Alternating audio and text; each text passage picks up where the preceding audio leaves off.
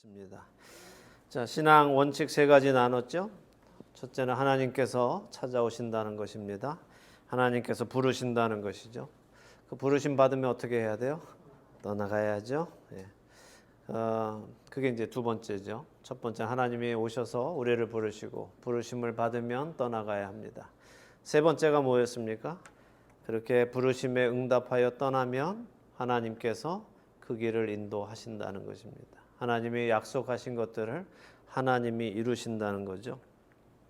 너는 너의 고향과 친척과 아버지의 집을 떠나 내가 내게 보여줄 땅으로 가라 라고 하셨을 때 그 땅으로 가기 시작하면 그 다음 절에 내가 너로 큰 민족을 이루고 내게 복을 주어 내 이름을 창대하게 하리니 너는 복이 될지라 라는 그 약속은 하나님께서 이루어 가신다는 것입니다. 이것은 아주 중요한 신앙의 원칙입니다. 왜 그럴까요? 우리는 자꾸 우리가 그 하나님의 약속을 쟁취하려고 합니다. 그 약속을 자기 힘으로 이루어내려고 하죠. 그 모습을 우리는 아브라함, 이삭 그리고 특별히 야곱에게서 아주 심각하게 보게 됩니다. 그러나 주님은 그것을 허락치 않으세요.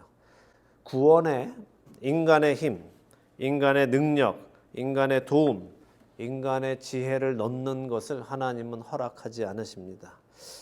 좀 이상한가요? 하나님께서 인간하고 힘을 좀 합쳐서 같이 이렇게 구원을 이루어 가시면 좋을 것 같지 않습니까? 하나님도 일하시지만 인간도 거기에 뭔가 좀 해서 넣어드려야 하지 않을까요? 그런데 하나님은 그렇지 않으십니다. 하나님은 구원을 전적으로 하나님 혼자 이루어 가십니다. 우리의 힘을 필요로 하시거나 우리의 지혜를 필요로 하시거나 하지 않으십니다. 그런데 그럼에도 불구하고 우리는 이 생각을 못 버립니다. 여전히 구원을 위해서 우리 자신이 무언가를 해야 할 것이라고 생각하고 해야 할 부분이 있다라고 또 생각합니다. 그래서 자꾸 뭔가를 하려고 하죠. 그러나 구원은 전적으로 하나님의 은혜입니다. 하나님이 이루시는 것입니다. 우리가 할 일은 뭘까요? 그냥 그분 안에 거하는 것입니다. 그분을 신뢰하고 그분을 따라가는 것뿐입니다. 이게 단순한 것 같고 쉬운 것 같지만 사실은 또 어렵죠. 주님 안에 거한다는 것이 어려워요. 우리가 할 일은 그냥 주님 안에 거하는 것뿐인데 그 거하는 것이 어렵다는 말씀입니다. 왜요? 왜 어려울까요? 굉장히 쉬울 것 같은데 아무것도 안 하고 주님 안에 거하기만 하면 될 것 같은데 그게 왜 어려울까요? 그것은 우리의 자아가 살아있기 때문에 그래요. 우리는 계속해서 스스로 생각하고 스스로 판단하고 스스로 행동하기 때문입니다. 하나님의 뜻이 무엇인지 묻고 하나님의 그 뜻을 따르려고 하는 것이 아니라 여전히 내가 원하는 것을 해 나가기 때문이죠. 오늘 본문 속에서 우리는 그 사실을 명확하게 보게 될 것입니다. 자기 생각대로 일을 해 나가는 아브라함과 그런 아브라함의 잘못에도 불구하고 자신의 약속을 이루어 가시는 하나님을 볼 수 있게 되기를 소망합니다. 창세기 12장 10절에서 20절 우리 함께 읽도록 하겠습니다. 창세기 12장 10절부터 읽겠습니다. 그 땅에 기근이 들었으므로 아브라함이 애굽에 거류하려고 그리로 내려갔으니 이는 그 땅에 기근이 심하였음이라. 그가 애굽에 가까이 이르렀을 때에 그의 아내 사레에게 말하되 내가 알기에 그대는 아리따운 여인이라. 애굽 사람이 그대를 볼 때에 이르기를 이는 그의 아내라 하여 나는 죽이고 그대는 살리리니 원하건대 그대는 나의 누이라 하라. 그러면 내가 그대로 말미암아 안전하고 내 목숨이 그대로 말미암아 보존되리라 하니라.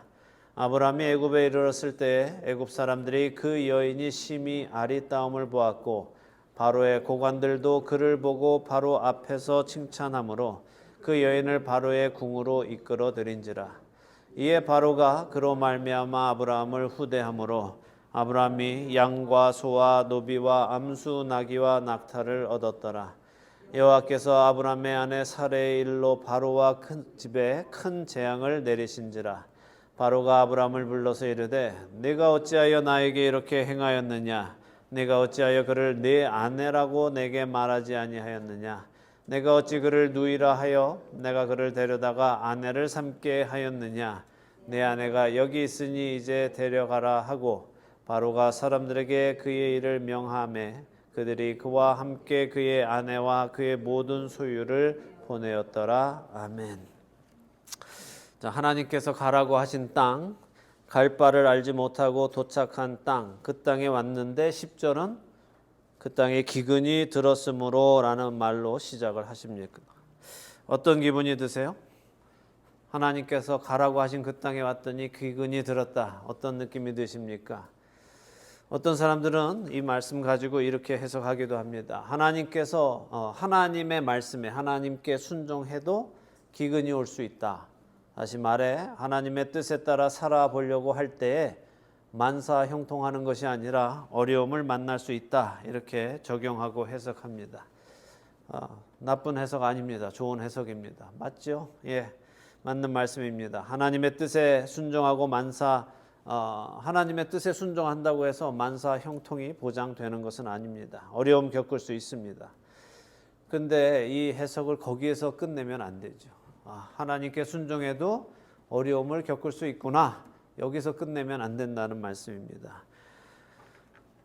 하나님께 순종하는 삶을 산다고 만사 형통하는 것이 아니다 하는 것만을 알게 하시려고 하나님께서 이런 일을 허락하시는 것이 아니라 왜 힘들게 하시느냐까지 우리가 생각해야죠. 더 나가야 된다는 말입니다.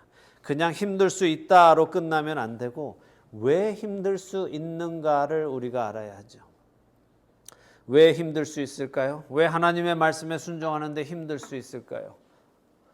하나님은 왜 하나님의 말씀을 따라 가나안에 온 아브라함에게 힘든 상황을 허락하실까요?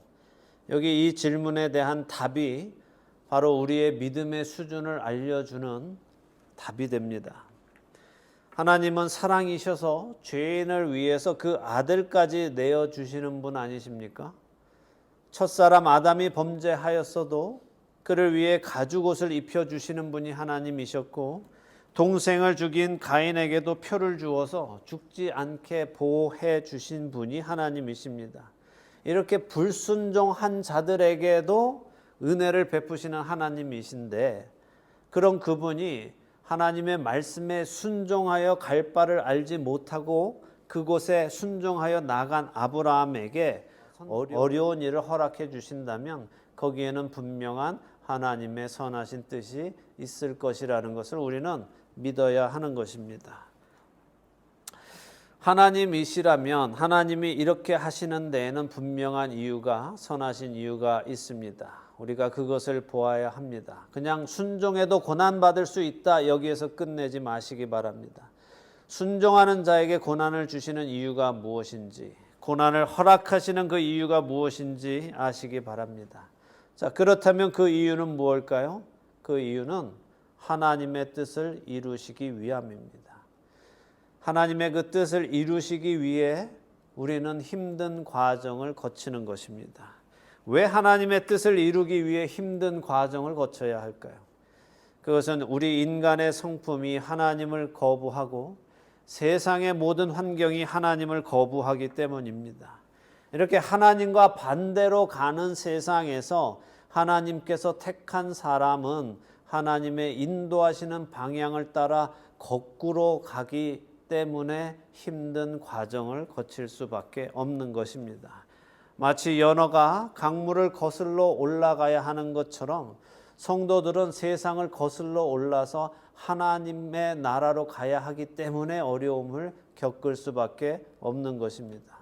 자, 그렇다면 하나님의 그 뜻은 구체적으로 무엇일까요? 우리를 향하신 하나님의 뜻, 하나님의 자녀들을 향한 하나님의 뜻은 무엇입니까? 그것은 하나님의 자녀가 맏아들 되시는 예수 그리스도의 장성한 분량에 충만한 데까지 자라가게 하시는 것입니다.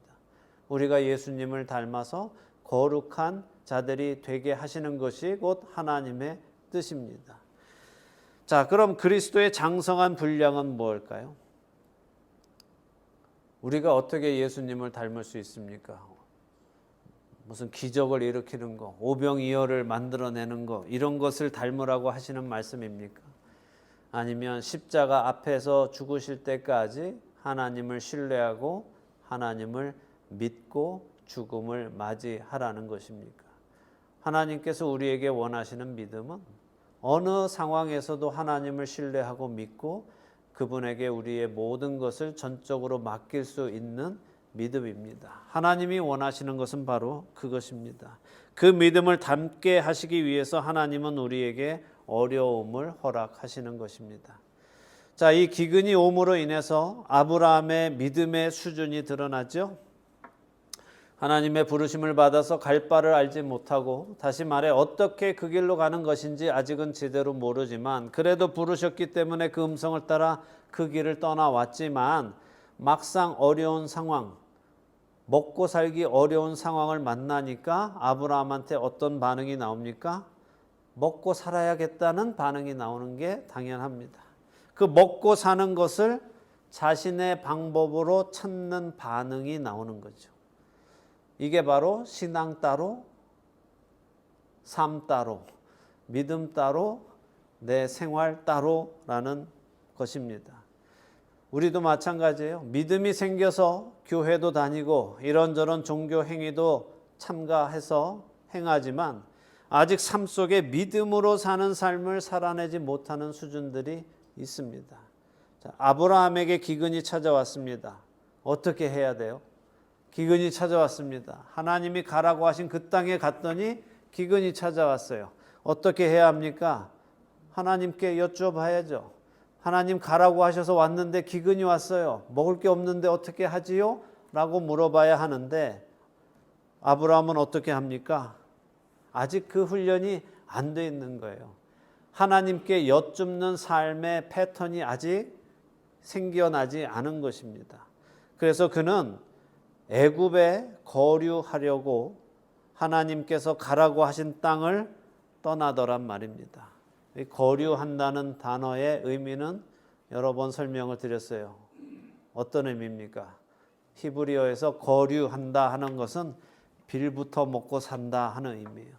그러니까 아브라함이 내가 애굽 가서 빌부터 먹고 살아야지 하고서는 결정을 했다는 것입니다.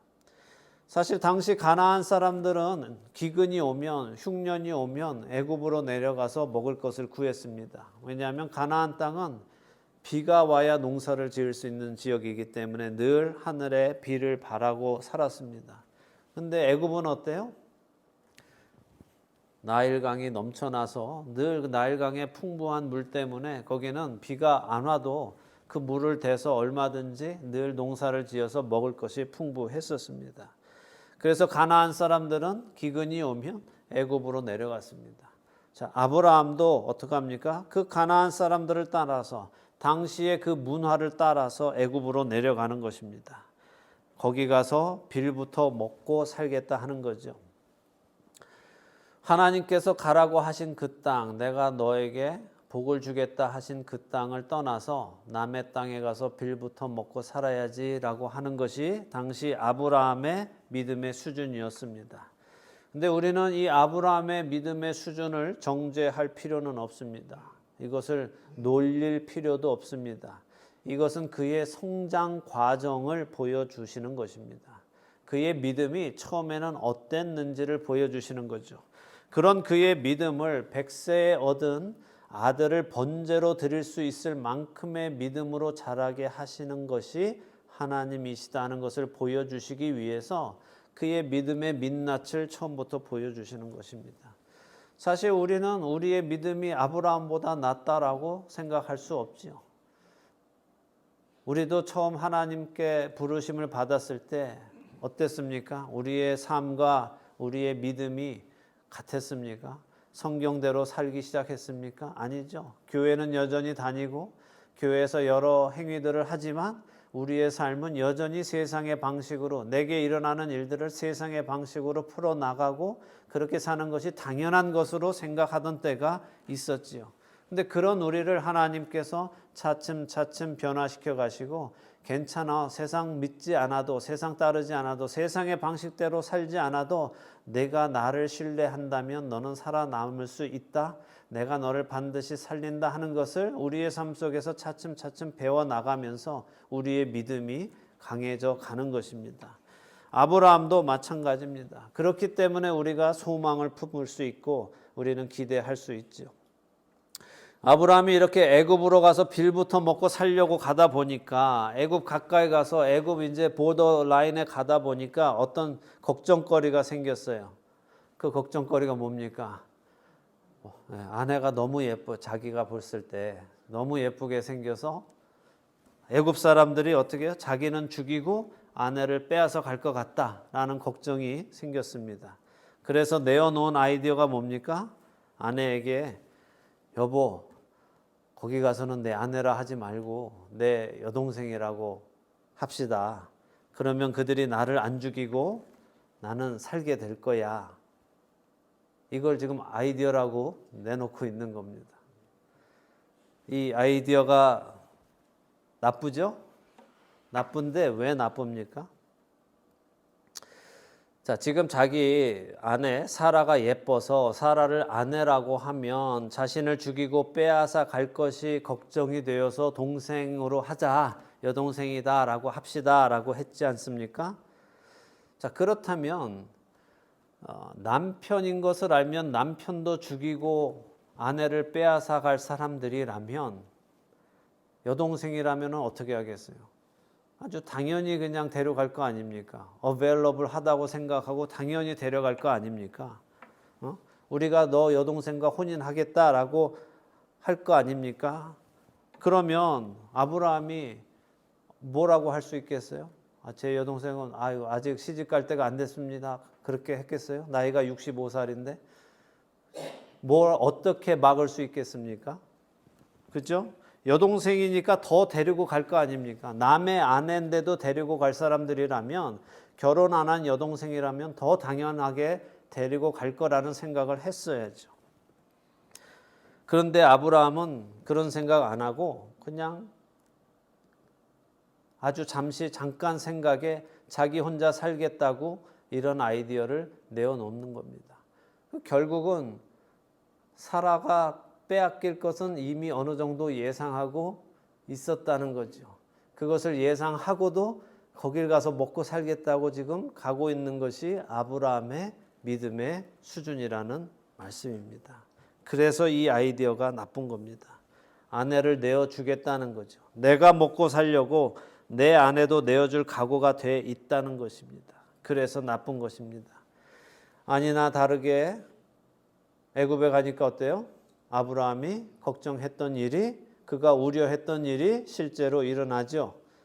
자, 그러니 아브라함은 사실 여기 오기 전에 어떻게 했어야 됩니까? 애굽에 내려가면 사람들이 나를 죽이고 아내를 뺏어 갈 것 같아 라는 걱정이 들었다면 어떻게 했어야 돼요? 가지 말고 하나님께 여쭈었어야 되죠. 그런데 왜 갔습니까? 왜 그런 일이 있을 것을 예상하면서도 갔습니까? 먹고 살기 위해서 그랬단 말이에요. 첫사람 아담과 하와가 먹는 것으로 범죄한 이후 인간은 이 먹고 사는 문제로 자신이 하지 말아야 할 일들을 계속해서 하며 살아가는 것입니다. 애굽에 가니 사람들이 사라의 아름다움에 놀랐고 칭찬했습니다. 결국 사라는 바로의 아내로 끌려갔습니다. 아브라함은 결혼 지참금으로 많은 재물을 받았죠. 종들도 받고 노예도 받고 낙타, 소 다 받았습니다. 종종 어떤 설교자들은 이것을 두고 아브라함이 축복받았다고 하기도 합니다. 아내 뺏기고 재물 받는 것이 어떻게 축복입니까? 말도 안 되는 소리죠. 그렇게 생각하는 사람들은 물질이 축복이라고 믿는 만몬주의자들입니다. 아브라함은 찍소리도 못하고 안 됩니다, 내 아내입니다 라고 항변하지도 못하고 그냥 자기 아내를 내어주었습니다. 자, 이게 믿음의 조상이라고 불리는 아브라함의 모습입니다. 어떻습니까? 믿음의 조상다운 모습입니까? 믿음의 조상인커녕 자기 목숨 지키겠다고 아내에게 아내라고도 말 못하는 겁쟁이의 모습이죠. 근데 놀라운 것이 있습니다. 그게 뭐예요? 아브라함은 이렇게 믿음이 약하고 자기 목숨 하나 지키려고 아내도 빼앗기는 이런 어처구니 없는 일을 저지르지만 하나님께서는 그런 아브라함에게 야 이 믿음 없는 놈아 라고 책망하시지 않으셨다는 거예요. 오히려 하나님께서는 그를 도우신다는 것입니다. 하나님은 바로와 바로의 집에 재앙을 내리셨다라고 기록하고 있습니다. 구체적으로 그것이 어떤 재앙인지는 우리 모릅니다. 어쨌든 그 재앙을 통해서 바로는 사라가 아브라함의 여동생이 아니라 아브라함의 아내인 것을 알게 되었습니다. 어쩌면 사라가 말했는지도 모르죠. 그 집안에 재앙이 일어났을 때 사라가 이거는 우리 남편의 하나님께서 내리신 겁니다 라고 말해 주었는지도 모르죠. 중요한 것은 바로가 어떻게 알게 되었느냐도 아니고 어떤 재앙이 그 집에 임했느냐도 아닙니다. 하나님께서 개입하셔서 이 일을 바로잡고 계시다 하는 것이 중요한 것이죠. 하나님께서 아브라함을 통해 내가 너로 큰 민족을 만들겠다라고 약속하셨을 때에 하나님의 말씀은 하나님께서 아브라함과 사라를 통해 약속의 아들을 주셔서 큰 민족을 만드시겠다라는 의미를 담고 계셨죠. 그러나 그 사실을 아직 깨닫지 못한 아브라함은 또 앞으로도 24년이나 그 사실을 깨닫지 못할 아브라함은 아내를 빼앗겨 버리고 마는 겁니다. 자신과 자신의 아내 사이에서 아들을 낳아서 큰 민족을 이루실 것이라는 하나님의 말씀을 이해하지 못했죠. 그렇기에 하나님께서 그 아브라함의 길을 바로 잡으신다는 것입니다. 약속의 아들을 낳을 그 사라를 보호하신다는 것입니다. 바로는 이 사실을 알고 나서 화를 내지요. 아브라함을 불러다가 책망합니다. 네가 왜 네 아내를 아내라 안 하고 네 여동생이라고 해서 나에게 이런 일을 하게 만들었냐. 자기 아내를 누이라 속여서 바로는 남의 아내를 자기 아내로 맞이한 거죠.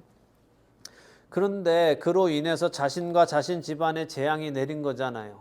자기는 속아서 이 여자가 그냥 그 사람의 여동생인 줄 알고 데려와서 결혼했는데 그랬더니 자기 집안에 재앙이 내렸으니 화가 날 수밖에 없죠.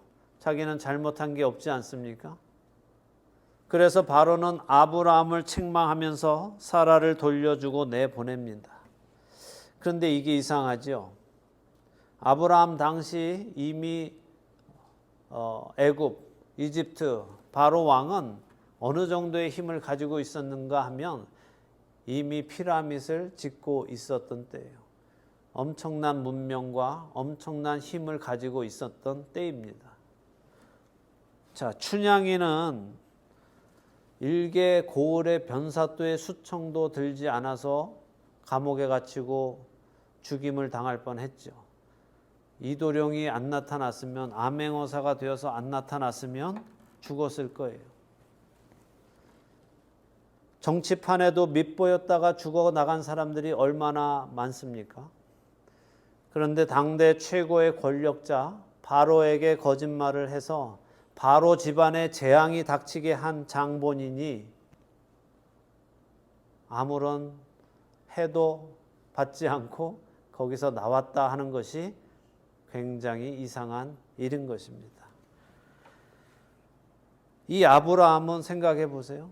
저 가나안 땅에 먹을 것이 없어서 빌부터 먹고 살려고 이 들어온 거지 같은 아저씨 하나가 거짓말을 해서 당대의 최고의 권력자인 바로와 바로의 집안에 재앙이 닥쳤는데도 그런 거짓말을 한 그 아브라함이 옥에 갇히지도 않고 매를 맞지도 않고 아무런 벌도 받지 않고 그에게 주었던 그 재물들을 다시 빼앗기지도 않고 그냥 그대로 다 가지고 안전하게 그곳을 떠나갔다는 사실이 얼마나 놀라운 사실이냐는 것입니다.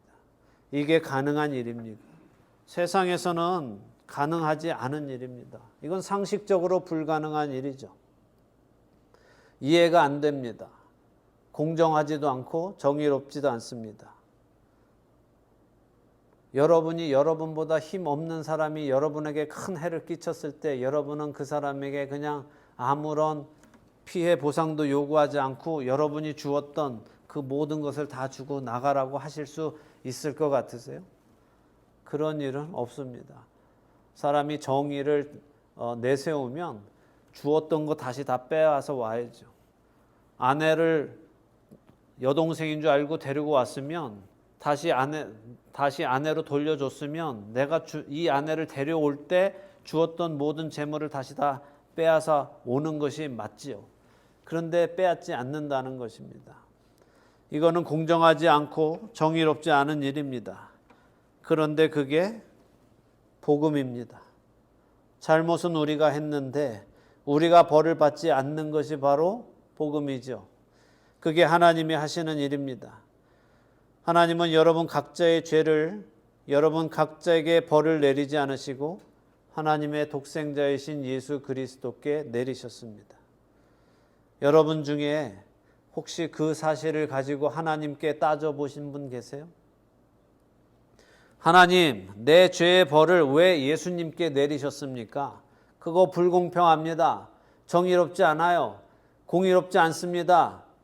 내 죄는 나한테 내리셔야지, 심판을 나한테 내리셔야지 왜 죄 없는 예수 그리스도께 내리셨습니까? 이 공의롭지 않은 하나님이라고 불평해 본 적 있으십니까? 없으시죠? 예, 그게 우리입니다. 그게 우리의 이기적인 모습이에요. 그런데 다른 사람이 죄를 짓고 그 사람이 벌을 받지 않고 그 죄진 사람 대신에 다른 사람이 벌을 받으면 우리는 뭐라고 합니까? 이거 불공평하다, 정의롭지 않다, 정의가 실현되지 않는다고 목소리를 높이는데 나에게 일어난 일, 그 일은 목소리 높이지 않습니다. 마치 우리는 예수님이 나를 위해 죽어주신 것이 당연한 것처럼 생각하고 받아들입니다. 이거 당연한 것 아닙니다. 이건 정의롭지 않은 일이에요. 잘못은 내가 했는데 왜 그분이 죽으셔야 합니까? 잘못은 아브라함이 했는데 왜 바로의 집안에 재앙이 닥칩니까? 이건 정의롭지 않은 거라고요.